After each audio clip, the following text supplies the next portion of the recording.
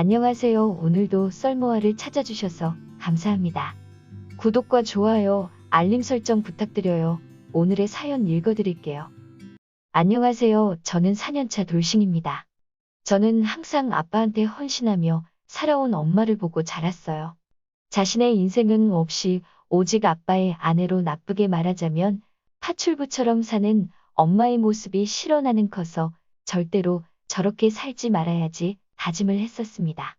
엄마는 일찍 결혼하고 저희를 낳아서 제대로 된 직장 생활을 하신 적이 없으셨고 경제권을 아빠가 가지고 계시기 때문에 항상 아빠는 집에서 큰 소리치며 사셨고 엄마는 그런 아빠한테 굽히며 사셨어요. 그래서 저는 금전적 여유가 있어야 어디 가서 굽히지 않고 큰 소리치며 살 수 있다고 생각을 했기 때문에 중고등학교 시절 미친 듯이 공부에 전념했습니다. 제가 할 수 있는 거라곤 공부밖에 없었기 때문에 열심히 공부만 했어요. 그런 노력 끝에 저는 명문대에 들어갈 수 있었고 재학 기간 내내 장학금을 받으며 우수한 성적으로 졸업을 했습니다. 졸업 후 저는 대기업에 입사를 했고 엄마는 그런 저를 자랑스러워 하셨습니다. 물론 아빠도 마찬가지였어요. 대학 교수였던 아빠는 밖에서는 누구에게나 친절하고 배려 넘치는 사람이었지만 집에서는 굉장히 권위적이고 여자를 무시하는 경향이 있었어요. 그래서 저는 그런 아빠가 싫었습니다. 그래서 결혼을 하게 된다면 아빠 같은 사람은 절대 만나지 말아야겠다고 생각했어요. 하지만 이런 생각에도 불구하고 저는 남자들한테 쉽게 마음을 열지 못했어요. 아무래도 아빠가 엄마한테 하는 모습들을 보고 자란 게 큰 트라우마로 작용했던 것 같아요.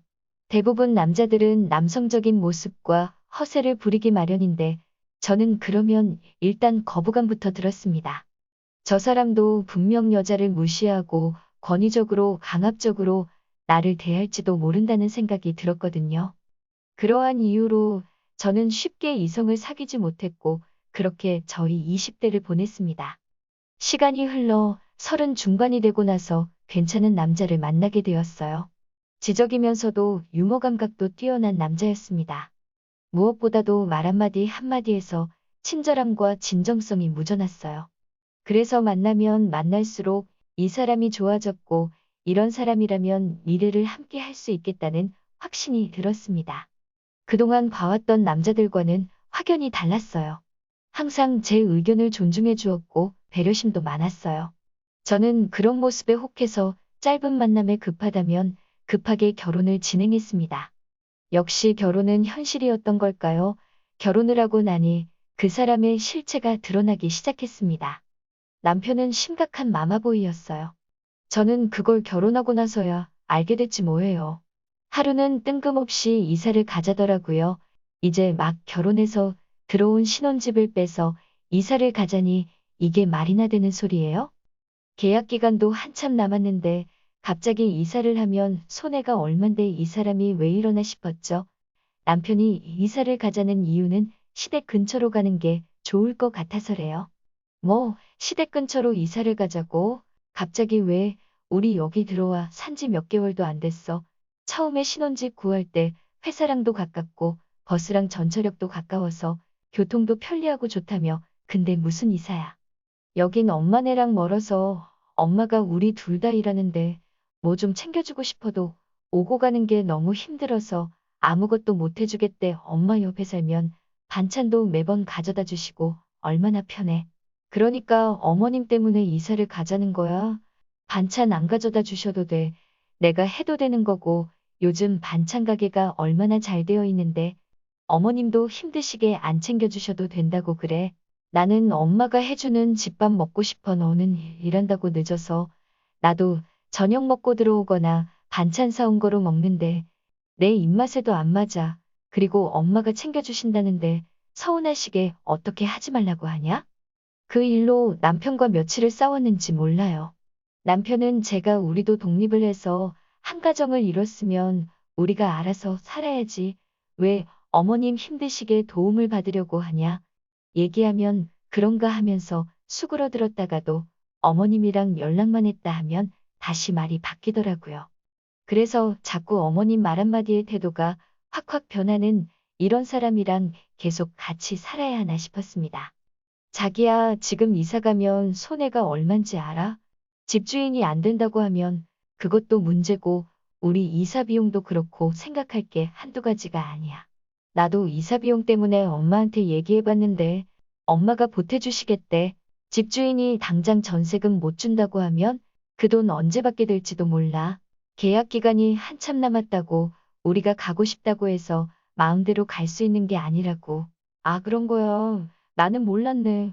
머리를 극적이면서 어떻게 하지 하는데 진짜 답답하고 숨이 턱턱 막히더라고요. 사람 좋은 줄만 알았던 모습들이 그냥 바보같이 멍청했던 거였어요. 이사 문제 관련해서는 그렇게 해결되나 싶었는데 남편이 밤에 와서는 딴소리를 하더라고요. 전세금 당장 못 받아도 괜찮을 것 같아. 엄마가 돈 해주시기로 했어. 왜 자꾸 말이 바뀌는 거야. 그렇게까지 해서 꼭 이사를 가야 해? 그리고 전세금 묶여있는 채로 어머님한테 돈 받아서 이사를 해야 되는 거야? 무슨 상관이야. 어차피 엄마가 해준다는데 그냥 우리는 이사하면 되는 거지. 진짜 말이 너무 안 통하고 무조건 대화의 끝은 이사 가자여서 도저히 안 되겠다 싶었어요. 그래서 저는 시댁에 가는 날 시어머니랑 단판을 지어야겠다고 생각했습니다. 시댁에서 점심을 먹고 남편은 잠깐 친구한테 뭐 받으러 갔다 온다고 만나러 나갔고 저는 이때다 싶어 어머님한테 얘기했습니다. 어머니, 저희 그냥 지금 사는 집에서 계속 지낼게요. 저희 출퇴근하기에도 너무 편하고 계약 기간도 많이 남아 있어서 세입자 못 구하면 전세금 언제 돌려받을지도 모르고요. 넌 니들 출퇴근하기 힘든 것만 생각하고 늙은 시임이 힘든 건 생각 안 하니?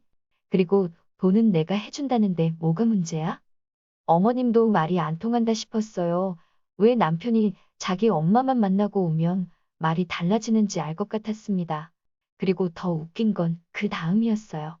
듣자 하니 넌 이 남편 아침밥도 안 챙겨준다며? 바쁘다고 저녁도 잘 안 준다면서 네가 그럼 집에서 도대체 하는 게 뭐니? 고작 빵 쪼가리에 우유에 뭐 말아먹고 다닌다는데 내가 얼마나 억장이 무너졌는지 아니? 내가 애지중지 귀하게 키운 자식인데 맞벌이 한다는 핑계로 여자가 집안일 팽개치고 사는 모양인데 나는 그런 꼴 절대 못 본다 그리니 앞으로는 아침밥은 꼭 챙겨 먹여라. 아니 바쁜 아침에 빵이랑 시리얼이라도 챙겨주는 게 뭐가 문제예요? 그리고 집안일은 저 혼자만 해야 되는 건가요? 저도 똑같이 밖에서 일하고 돈 버는데 왜 제가 남편 아침 밥상을 차려야 되냐고요. 한참 어머님이랑 얘기 중이었는데 마침 남편이 들어왔어요. 그리고는 눈치도 없이 끼어들더니 한다는 소리가 맞아 엄마 나는 진짜 집밥 체질이라 빵 같은 거는 먹기가 싫더라고. 자기야 내일부터는 이제 아침밥 해줄 거지? 엄마 앞에서 얼른 약속해. 이거 봐라. 한국 사람이면 밥을 먹어야지. 그깟 빵조가리로 힘이 나서 일이나 제대로 하겠니? 아침에 조금만 일찍 일어나서 부지런 떨면 될걸. 뭐가 그리 바쁘다고 남편 밥도 안 먹이고 맨날 반찬은 사다 먹고 이게 말이 되니? 정말 두 사람 대화를 듣고 있자니 어이가 없어서 말문이 막혔습니다. 네가 아침마다 갓 지은 뜨끈한 밥에 찌개랑 반찬에서 차려줄 자신 있으면 거기서 쭉 살고 그런 거 아니면 당장 이사와.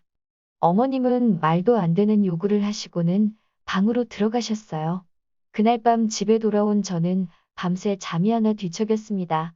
그런데 눈치 없는 남편놈은 아주 코를 골면서 잘만 자더라고요. 결국 우리 부부는 전세금은 세입자가 구해지는 대로 돌려받기로 하고 이사를 했습니다. 그리고 그 순간부터 지옥 같은 생활이 시작됐습니다. 어머님은 새벽 5시부터 저희 집에 오셔서는 남편 아침상을 차리셨어요. 집 비밀번호는 남편놈이 알려줬습니다.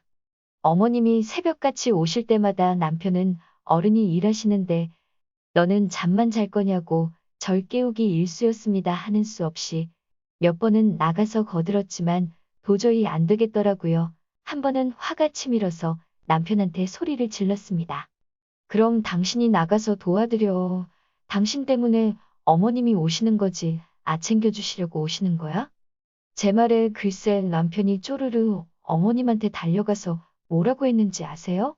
엄마 집사람이 나 때문에 엄마가 우는 거니까 나보고 나가서 도울에 자기는 아침밥 먹지도 않는데 왜 자기가 나가냐고.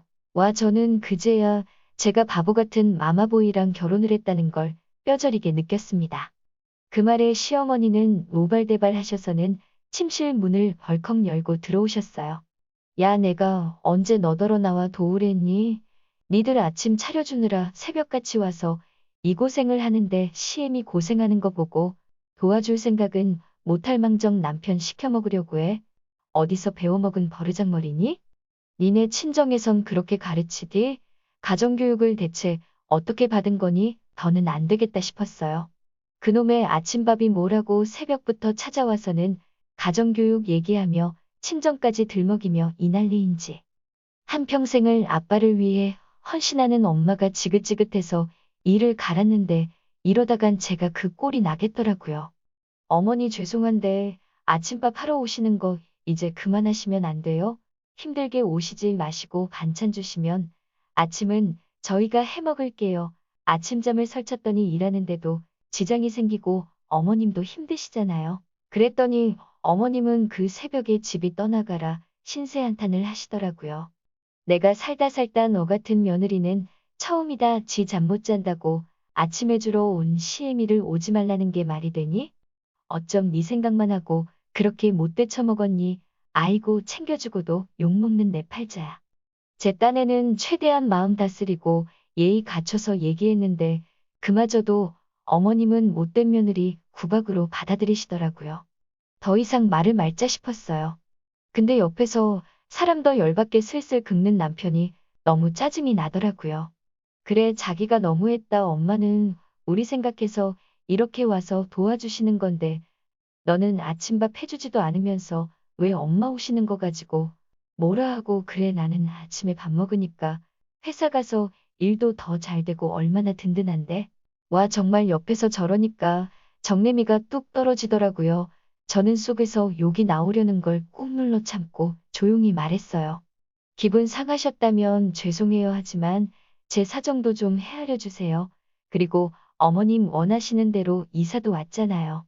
그러니 어머님은 가져온 반찬을 바닥에 내팽겨치며 그럼 네가 제대로 해. 내 아들 아침에 빵 쪼가리 먹이지 말고 네가 아침밥 제대로 챙겨주라고. 이후 어머님은 빈정이 상하셨는지 저를 더 괴롭히셨어요. 새벽뿐이 아니라 밤이고 낮이고 아무 때나 문을 열고 들어왔어요.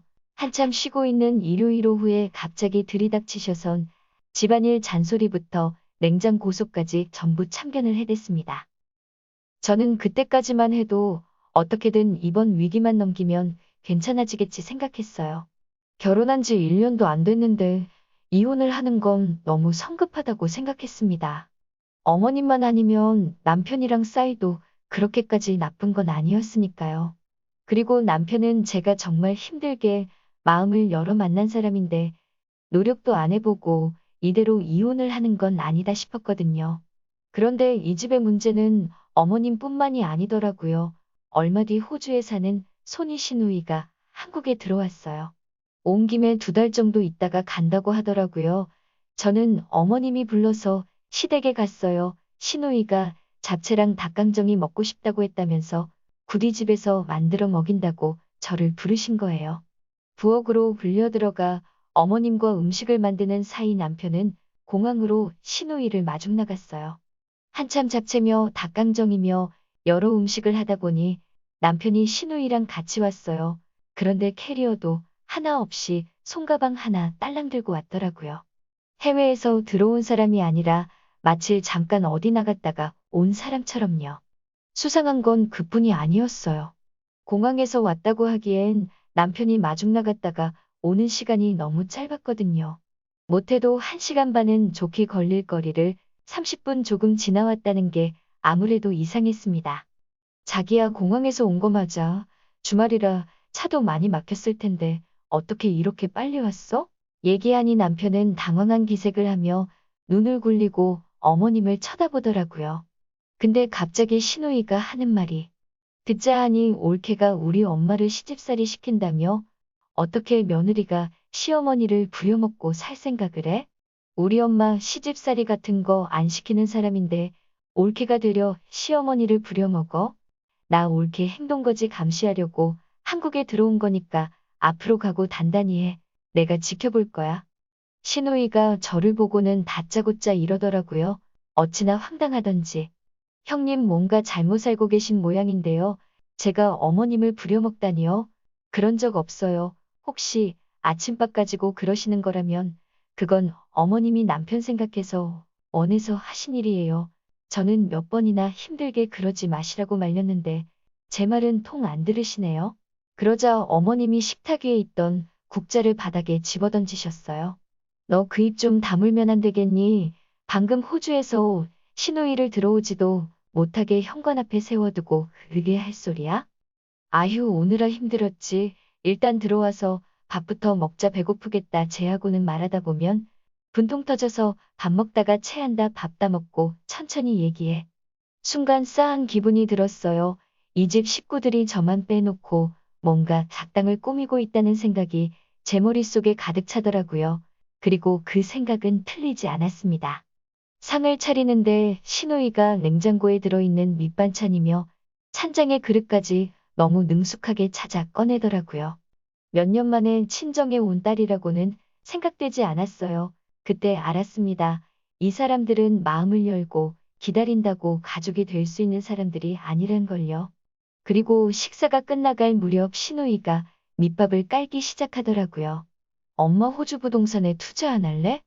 브리즈번에 대규모 주택단지가 들어서는데 거기가 요즘 난리도 아니야.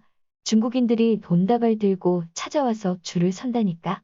다행히 우리 그이가 그쪽에 아는 사람이 있어서 좋은 걸로 하나 떼어준다 그랬어. 들어보니 너네 전세집 내놨다며? 그 보증금 받으면 투자해보면 어때?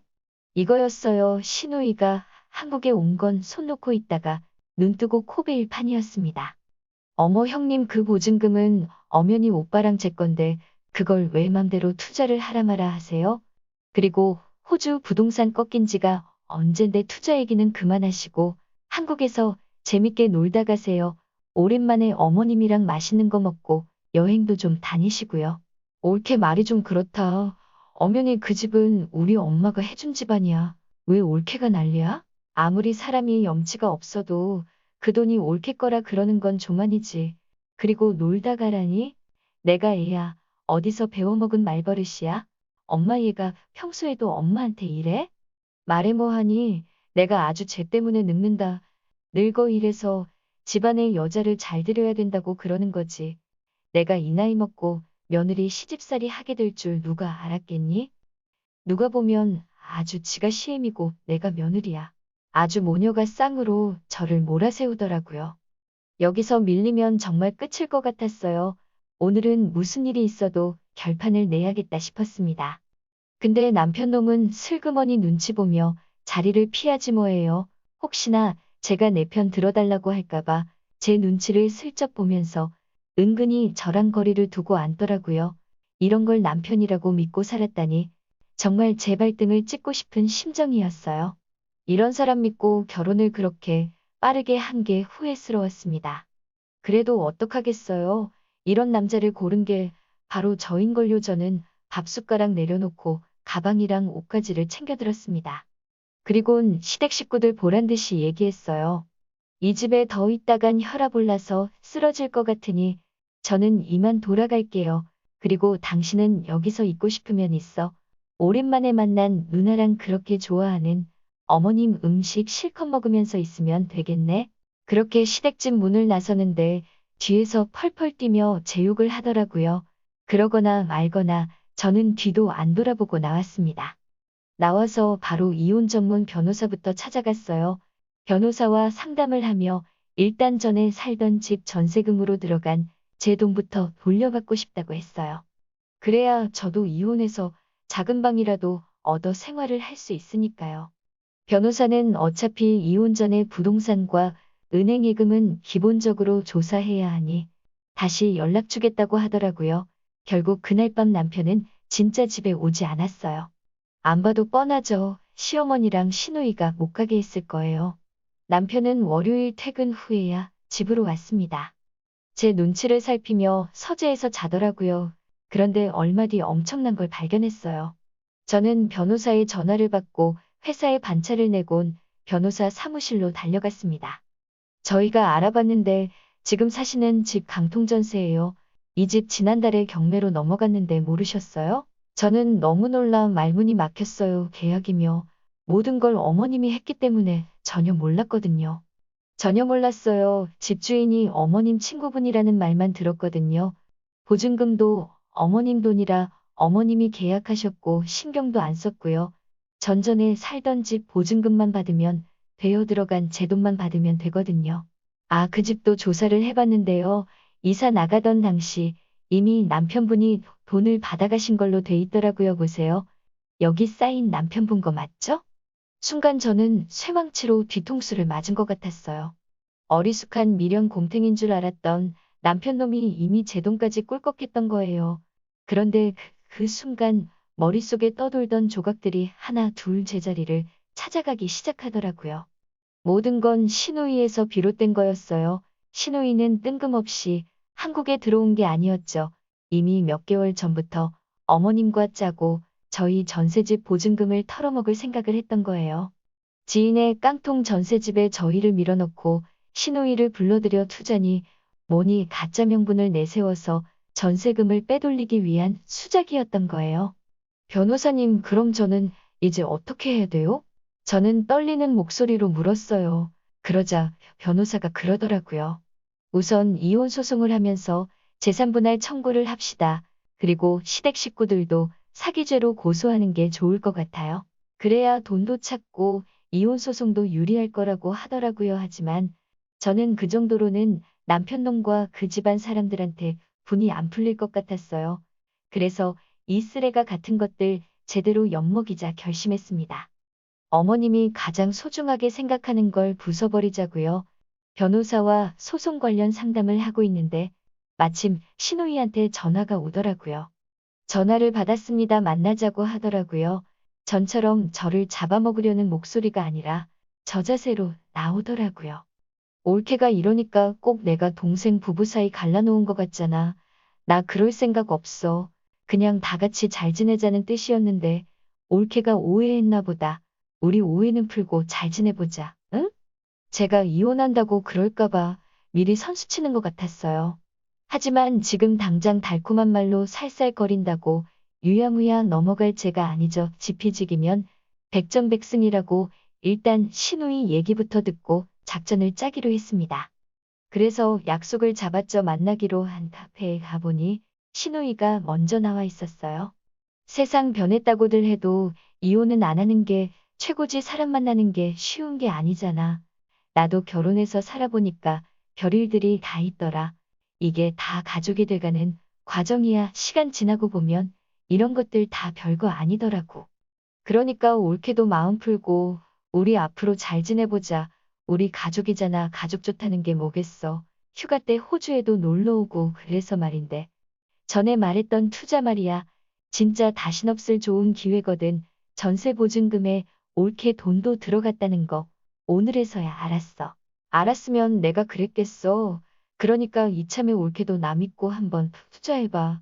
올케도 남들한테 떵떵거리고 살아봐야지. 언제까지 남 밑에서 일만 할 거야. 입에 침도 안 바르고 거짓말을 하더라고요. 진짜 얼굴색 하나 안 변하고 거짓말을 하는데 그 가증스러운 얼굴에 물을 쏟고 싶었지만 꾹 참았어요. 시누이한테는 생각해 보겠다고 하고 자리에서 일어났어요. 그날 밤 퇴근한 남편은 진우나랑 통화를 했는지 저한테 살살거리며 제 비위를 맞춰주려고 하더라고요. 그래, 이렇게 방심하게 하고 엿먹이면 더 큰 충격받을 것 같아서 받아주는 척 했습니다. 그리고 일주일 뒤 시누이가 갑자기 호주로 돌아간다고 하더라고요. 그래서 온 식구가 공항으로 배웅을 나가기로 했습니다. 저도 회사에 연차를 내고 공항에 함께 갔어요.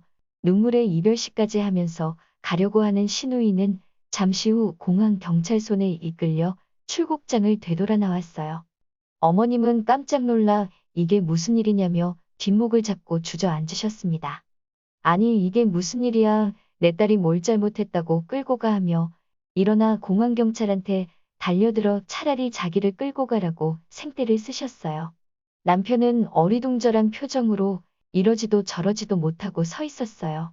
어머니 뭘 잘못했는지 모르세요. 형님 지금 사기죄로 고소당해서 출국금지 당한 거예요. 어머님 저 몰래 전세보증금 빼서 형님 주셨죠. 형님 아주 집안 어른들이며 지인들한테 호주 부동산 투자 명목으로 돈 엄청 땡겼더라고요. 근데 그거 아세요? 형님 부부 호주에서 교민들 상대로 사기치고 등 처먹다 걸려서 한국으로 하부금 구하러 들어온 거. 그래서 제가 사기죄로 고소장 넣고 경찰에 신고했어요. 어떻게 자기 엄마까지 속여가며 사기칠 생각을 할 수가 있나 몰라. 이래서 가정교육이 중요한가 봐요. 그쵸, 어머니? 저는 어쩔 줄 몰라 하는 시댁 가족들을 비웃으며 친정으로 왔습니다. 그날 이후 시댁은 아주 풍비박산이 났어요. 제가 시댁 친척들이며 지인들한테 연락해서 시누이 사기 행각을 알렸거든요. 어머님의 아픈 손가락인 큰딸이 범죄자가 되게 생기니 어머님이 남편이랑 저희 친정까지 찾아왔더라고요. 무릎 꿇고 두 손 싹싹 빌며 고소를 취하해달라고 부탁하는데 저는 당연히 거절했죠. 미쳤어요? 누구 좋으라고 취하를 해주겠어요? 그리고 제가 취하한다고 한들 그 많은 사람이 사기를 당했는데 그 사람들은 가만히 있겠어요? 제가 거절을 하자 어머님은 표정을 싹 바꾸더니 제 머리채를 잡으며 저한테 욕을 퍼부으시더라고요. 그 모습을 본 저희 엄마가 물컵에 있던 물을 뿌리고 배추 절이는 굵은 소금 한 포를 가지고 와서 시어머니한테 뿌렸어요. 소금 뿌리면서 정신 차려 이 미친 늙은 여자야. 어디 감히 남의 귀한 딸한테 욕짓거리야. 딸이랑 같이 감옥 가기 싫으면 당장 우리 집에서 나가. 네 놈도 마찬가지야. 이 덜 떨어진 마마보이 자식지 마누라 하나 못 지키고 그저 지 엄마 말에 이리저리 끌려다니는 게 무슨 남자라고 당장 나가. 결국 모자는 씩씩거리며 저희 집에서 쫓겨났고 그 후로는 찾아오지도 않았어요. 그 후로 저는 거의 1년을 가까이 법원에 들락거렸습니다. 그래도 어쩌겠어요. 제가 사람 보는 눈이 없어 결혼하고 생긴 일이니 제가 정리를 해야죠. 그렇게 한참 지나 드디어 모든 재판이 끝이 났고 저는 승소했습니다. 제가 냈던 보증금은 물론 위자료까지 받아냈어요. 그리고 형님은 현재 형무소에 수감 중이에요. 어머님은 느즈막에 징역 사는 딸내미 수발까지 들게 되었네요. 남편 놈은 엄마 때문에 자기 인생 망쳤다고 법원에서 생난이를 치고 난동을 부리다가 구류 5일에 유치명령 5일을 받고 구치소에 있어요. 남편 놈은 엄마랑 연 끊고 살겠다고 자기가 잘못했다고 용서해달라고 비는데 무시해버렸습니다. 이제 저는 온전히 자유의 몸이 되었습니다. 물론 이혼녀라고 하면 주변 시선이 조금씩 달라지는 게 느껴지기는 하지만 저는 이혼하길 잘했다고 생각해요. 잘못된 길로 들어섰다면 끝까지 가볼 게 아니라 돌아 나오는 게 방법이라고 생각합니다. 저의 짧았던 결혼 생활은 제 인생에서 가장 뼈아픈 기억으로 남을 것 같아요. 하지만 저는 이 경험을 발판 삼아 더 단단한 사람이 되도록 멋진 사람으로 살아갈 생각입니다. 제 얘기 들어주셔서 감사해요. 오늘의 사연 여기까지입니다. 오늘도 들어주셔서 감사해요.